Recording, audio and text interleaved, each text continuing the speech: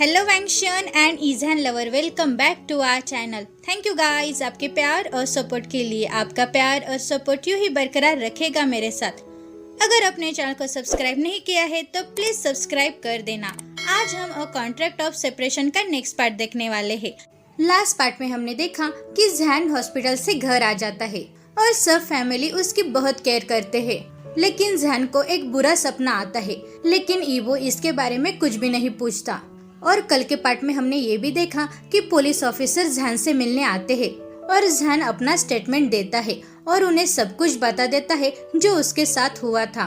जहान उन ऑफिसर को मैन को माफ करने के लिए कहने वाला था, लेकिन ईबो ने उसे रोक दिया। तो चलो गाइस, इसके आगे क्या होता है हम देखते हैं। आई होप आपको ये पार्ट बहुत पसंद आएगा। अब जहान को हॉस्पिटल से घर आए हुए 3 वीक्स हो चुके हैं। सब कुछ लगभग ठीक हो चुका है। पुलिस ऑफिसर ने मैन की हेल्प करने वाले उस मेंबर को भी गिरफ्तार कर लिया और वे दोनों अभी जेल में हैं। जहान भी लगभग ठीक हो गया है क्योंकि उसका घाव बहुत गहरा था, इसीलिए उसे पूरी तरह से ठीक होने में काफी समय लगा, लेकिन वह पूरी तरह से ठीक हो गया। खैर, इतने सारे केयर करने वाले और प्यार करने वालों के बीच कौन जल्दी ठीक नहीं होगा। इस बीच जहान और ईबो के रिलेशन में काफी सुधार भी हुआ है। ईबो ने कॉलेज से छुट्टी ली। लगभग हर बार वो जहान के साथ था और वो जहान की अच्छे से केयर कर रहा था। समय समय पर उसने अपने हाथों से जहान को खाना भी खिलाया। अब जहान जहानजीन जैक्सन के साथ बैठा है, इसीलिए ईबो स्टडी रूम में बैठकर अपना काम कर रहा है। ईबो, क्या मैं अंदर आ सकता हूँ? एक आवाज आई जिसने ईबो की दरवाजे की तरफ देखा। दादाजी, आपको पूछने की कोई जरूरत नहीं है, आप कभी भी आ सकते हैं, तो जल्दी अंदर आओ और यहाँ बैठो, ईबो ने कहा।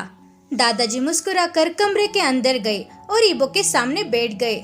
ईबो, क्या तुम बिजी हो? दादाजी ने पूछा। मैं इतना भी बिजी नहीं हूँ। वैसे दादाजी, आप क्या कहना चाहते थे? ईबो ने अपना लैपटॉप बंद करते हुए जवाब दिया। ईबो, मैं तुम्हारे बारे में और जहान के बारे में कुछ कहना चाहता हूँ, दादाजी ने ईबो की ओर मुस्कुराते हुए कहा। दादाजी की बात सुनकर ईबो ने दादाजी की ओर कंफ्यूज लुक से देखा। ईबो, तुम और जहान, तुम दोनों बहुत छोटे हो। मुझे पता है कि तुम दोनों के बीच एक सेपरेशन कॉन्ट्रैक्ट हुआ है। आप दोनों 1 साल के बाद अलग हो जाएंगे जब जहान एग्जाम में पास करेगा। दादाजी कहते वक्त रुक गए और उन्होंने ईबो की ओर देखा। ईबो ने तुरंत नीचे देखा। जैसे ही उसने सेपरेशन वर्ड सुना तो उसके दिल में तेज दर्द होने लगा। दादाजी मुस्कुराकर आगे कहने लगे, जब तुम्हारी दादी की डेथ हो गई थी तो मुझे लगा कि मैंने सब कुछ खो दिया। मैं उससे बहुत प्यार करता हूँ और मैं अभी भी उससे बहुत प्यार करता हूँ, लेकिन अब वो नहीं रही। मैं प्यार में फेल हो गया। मुझे पता है कि तब मैं बहुत इडियट था। उसने मेरे लिए सब कुछ किया, लेकिन मैं उसके लिए एक छोटा सा वर्ड भी नहीं कह सका कि मैं उससे बहुत प्यार करता हूँ। दादाजी कहते वक्त उनकी आंखें आंसू से भर गई। ईबो उसे देख रहा था। दादाजी मुस्कुराए जब उसकी आंखें ईबो से मिली।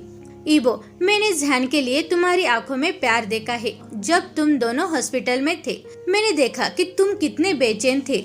मैंने देखा कि तुमने उसकी कैसी केयर की, उसकी हर एक चीज। ईबो, मैंने पूरी दुनिया को देखा है। मैं तुम्हारी आंखों को देखकर ये कह सकता हूँ कि तुम जहान से कितना प्यार करते हो, दादाजी ने आंसू पोंछते हुए कहा। ईबो ने कुछ नहीं कहा, लेकिन चुप रहा। ईबो, क्या आप चाहते हैं कि जहान ये घर छोड़कर चला जाए? दादाजी ने पूछा। ईबो ने फिर कोई जवाब नहीं दिया, लेकिन चुप रहा। पूरे कमरे में एक अजीब सी खामोशी छा गई। दादाजी बैठे हुए थे और ईबो को देख रहे थे कि वह कुछ तो कहेगा, लेकिन ईबो ने कुछ नहीं कहा। दादाजी ने आह भरी।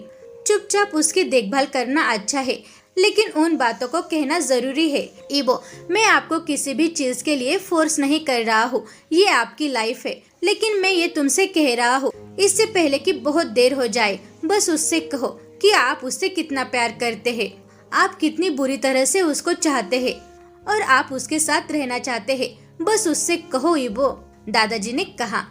ईबो खड़ा हुआ और दादाजी के पास चला गया। मैं नहीं चाहता कि वो मुझे छोड़कर चला जाए। मैं सच में उसे चाहता हूँ। मैं सच में चाहता हूँ कि वो हमेशा मेरे साथ रहे। अपने पूरे लाइफ में मैं उसे अपने पास रखना चाहता हूँ, ईबो ने कहा और कमरे से बाहर चला गया। ईबो, हम भी ये चाहते हैं। बस उम्मीद है कि मेरे शब्द आपको वो कहने में हेल्प करेंगे जो आपके दिल में है। दादाजी ने मुस्कुराते हुए कहा, मैं उससे बहुत प्यार करता हूँ। मैं सच में उससे बहुत प्यार करता हूँ। हालांकि मैंने ये नहीं सोचा था कि मैं उसके लिए गिर जाऊंगा, लेकिन मैंने ऐसा किया। मुझे इसका एहसास तब हुआ जब मैं उसे खोने वाला था। जब मैंने देखा कि उसकी पूरी बॉडी खून से लथपथ है, तब मुझे ऐसा लगा जैसे मेरे दिल ने धड़कना बंद कर दिया और मैं मरने वाला हूँ। और उस पल मुझे एहसास हुआ कि वो मेरे लिए बहुत मायने रखता है। वो मेरे दिल में है और वो मेरे लाइफ के लिए बहुत मायने रखता है। उसकी हर एक चीज मुझे बहुत अट्रैक्ट करती है, उसकी पर्सनैलिटी, उसकी स्माइल, सब कुछ। और मैं उस कॉन्ट्रैक्ट के बारे में लगभग भूल गया था जो हमने शादी से पहले किया था। क्या ये बात उसे भी याद है? क्या वो सच में अपने एग्जाम के बाद मुझे छोड़ देगा? नहीं, ऐसा नहीं हो सकता। मैं उसे रोकूंगा, मैं उसे अपने साथ रखूंगा। मैं उससे कहूंगा कि मैं उससे कितना प्यार करता हूँ। मैं उसके बिना एक सेकंड भी नहीं रह सकता। मैं उसके बिना नहीं जी सकता। मैं हमेशा उसे अपने पास रखना चाहता हूँ। मैं उसे बहुत चाहता हूँ। लेकिन क्या होगा अगर वो मुझसे प्यार नहीं करता तो? ईबो ने अपने मन में सोचते हुए अपने कमरे में चला गया। वहाँ जैन बैठे हुए अपना फोन स्क्रॉल कर रहा था। ईबो ने कुछ पल के लिए जैन को देखा, फिर जैन के पास चला गया। जैन, तुम क्या कर रहे हो? ईबो ने पूछा। कुछ भी नहीं कोल्डी, मैं बस सनसेट और बीच की तस्वीरें देख रहा हूँ। जैन ने जवाब दिया और ईबो को वो तस्वीरें दिखाई। तस्वीरें देखकर ईबो ने अपना सिर हिलाया। तो क्या आपका काम पूरा हो गया? जैन ने ईबो की ओर देखते हुए पूछा। हाँ, मेरा काम हो गया, ईबो ने जवाब दिया। रुको कोल्डी, तुम्हारे साथ क्या गलत है? तुम इस तरह से मुझे क्यों देख रहे हो? मेरा मतलब, मुझे ऐसा लगता है कि तुम बिल्कुल ठीक नहीं हो। क्या सब कुछ ठीक है गोल्डी? जैन ने पूछा और ईबो का टेम्परेचर चेक करने के लिए ईबो को खींच लिया। ईबो जैन के सामने बेड पर बैठ गया। जैन ने ईबो के माथे को छुआ, लेकिन उसका टेम्परेचर नॉर्मल है।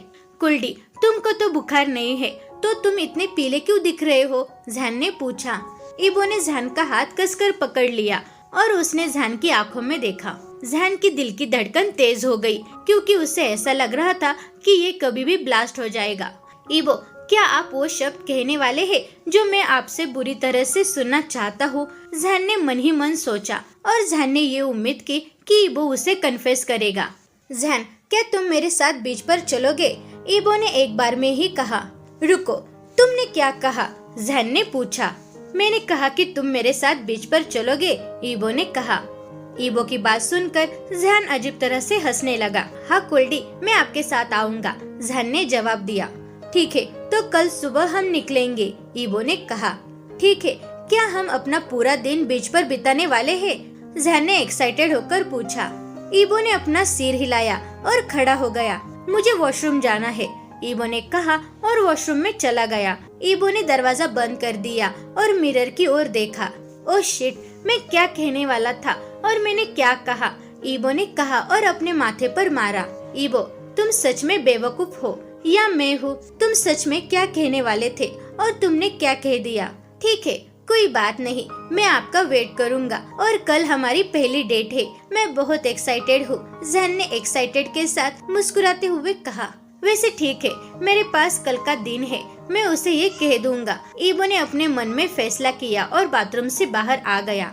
जैन उस पर मुस्कुराया। ईबो ने मुस्कुराने की कोशिश की, लेकिन उसने अपना पोकर फेस बनाए रखा।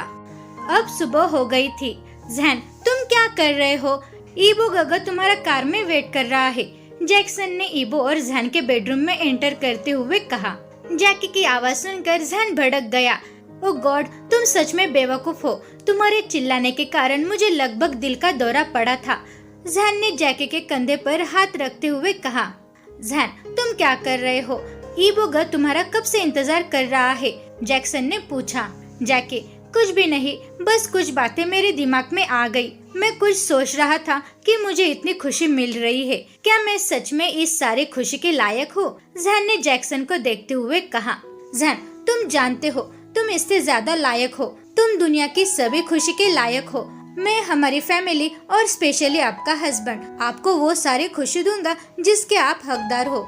बस अपने आप को दया के रूप में न देखे, तुम सच में इसके लायक हो, जैक्सन ने जैन की ओर मुस्कुराते हुए कहा। जैन ने आंसू बहाए। मैं सच में बहुत लकी हूँ कि मुझे आप जैसी प्यार करने वाली फैमिली मिली, जिसका मैंने अपने बचपन में सपना देखा था, एक प्यार करने वाली फैमिली। जहन ने कहा, हम आपके लिए लकी है कि हमें तुम मिल गए। तुम जानते हो, तुम हमारे लिए बहुत प्रेशियस हो। जैकी ने जहन के चेहरे पर हाथ फेरते हुए कहा, इतना बटर, ये बटर बहुत ज्यादा हो गया। इतना बटर भी मुझे मत लगाओ। चलो अब नीचे चलते हैं, ईबो हमारा वेट कर रहा है। जहन ने कहा और चलने लगा। आज जहन, मैं तुम्हें बटर नहीं लगा रहा था, तुम सच में बेवकूफ हो। रुको, मेरा वेट करो, जैकी ने कहा और जहन के पीछे भागने लगा। वो दोनों नीचे आ गई, जहाँ हर कोई जहन का इंतजार कर रहा था। इतनी देर क्यों हो गई बेटा, क्या तुम ठीक हो? मिसेस वांग ने जहन की ओर चलते हुए कहा। मैं ठीक हूँ माँ, जहन ने मुस्कुराते हुए कहा। वो बिल्कुल ठीक है, लेकिन वो बेकार बातें सोच रहा था। चलो अब इसे जाने भी दो, जैकी ने कहा। जहन, चलो चलते हैं, ईबो ने जहन की ओर देखते हुए कहा। तुम लोग अब जाओ, अब ऐसा लगता है कि ईबो में अब ज्यादा सब्र नहीं रहा। जहन जिन ने ईबो को चिढ़ाया। सब इस पर हंसने लगे। माँ, मुझे कुछ कहना है, ईबो ने कहा। हाँ बेटा, कहो ना, मिसेस वांग ने कहा। माँ, हम आज रात नहीं लौटेंगे, मैंने आज रात के लिए एक होटल बुक किया है, ईबो ने कहा। ओह ठीक है, तुम अपने डे और नाइट के दोनों डेट को एंजॉय करो, मिसेस वांग ने कहा। हर कोई ईबो से थोड़ा हैरान था। कोल्डी, तुमने ये पहले क्यों नहीं कहा? मैं थोड़े कपड़े पैकिंग करने जा रहा हूँ, जहन ने कहा और ऊपर जाने ही वाला था, लेकिन ईबो ने उसे रोक दिया। जहन, पैक करने की कोई जरूरत नहीं है, हम वहाँ कुछ शॉपिंग करेंगे, ईबो ने कहा। ईबो की शॉपिंग करने की बात सुनकर सब लोगों को खांसी आने लगती है। ये अच्छा काम है, जहांजिन फुसफुसाया। जहान भी हैरान था, लेकिन वो खुश था कि फाइनली ईबो उनके रिलेशन को आगे बढ़ाने के लिए कुछ ट्राई कर रहा था। अब जहान को और विश्वास हो गया कि ईबो भी उससे प्यार करता है। ठीक है, अब बहुत देर हो चुकी है, अब 9:30 बज गए हैं, अब तुम्हें जाना होगा, तो जल्दी जाओ, मिसेस वांग ने कहा। ईबो पहले बाहर चला गया। जहन ने भी सभी को बाय किया और ईबो के पीछे चला गया। जहन और ईबो के लिए हर कोई खुश था। फाइनली वे दोनों रिलेशन में है।